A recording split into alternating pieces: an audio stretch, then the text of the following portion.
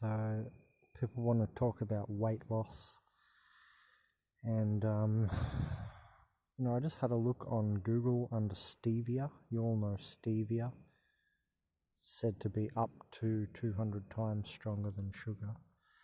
And I just had a look on Google, and it was saying a question, and the question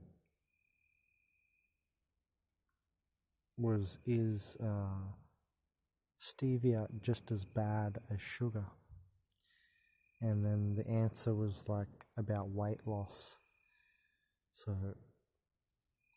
it's pretty interesting that the answer said, like, there's no evidence to say that it'll give you weight loss, but I thought it definitely does. It's not like a direct thing, but indirectly, because you are made up of 10 times more bacteria, parasites, yeast, fungi, etc. 10 times more parasites than your own cells. That's right, if you look up Human Bacterium Project, they're mapping the human body's bacteria, just like we mapped the human genome. And so what's interesting is that you're made up of more bacteria than your own cells. And we've learnt that Candida, for instance, is amorphous in its sugar assimilation, so it changes what sugar it can reproduce from and use, for energy and all that. So being amorphous with its, food or sugar intake, it can switch from starch. You can just fast on rice, and it's still there because it's still a sugar. So it's very, very interesting when you, really play around with all this for yourself. And then you switch to potato, and it's still there.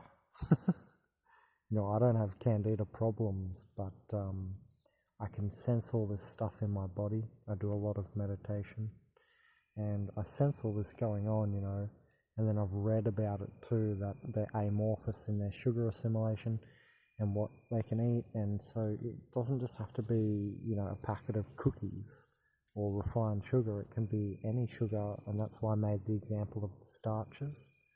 It's just the further away end, and it kind of seems to slow them down in how often they need the meal. If you say you just ate cookies, you'd probably just have to eat so many packets a day. I've never done it, but whenever I ever have, it makes you hungry quickly again.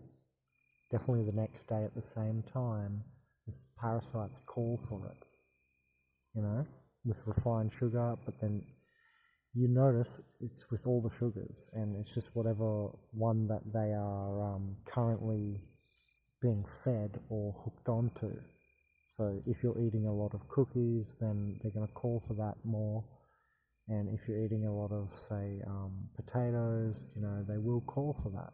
Maybe not every single day with the potatoes, but you can get there.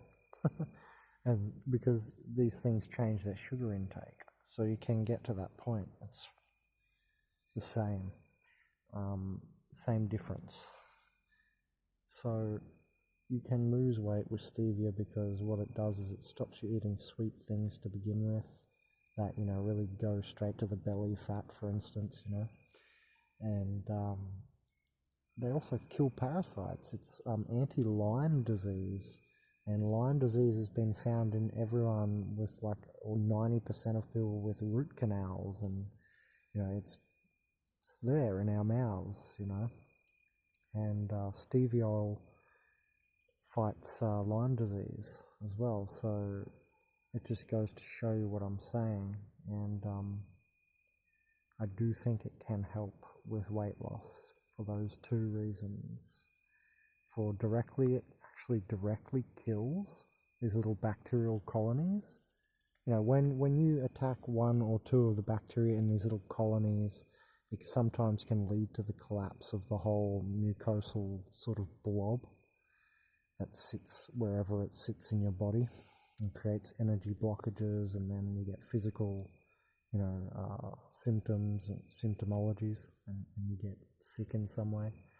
So what's interesting is that, the stevia can directly fight the bacteria, some of the bacterias, because you have more than Lyme disease and Candida in you. Remember what I said, you're made up of more bacteria, 10 times more by number than your own cells. So that's how stevia can help you lose weight, and also keeping you off the sugary products.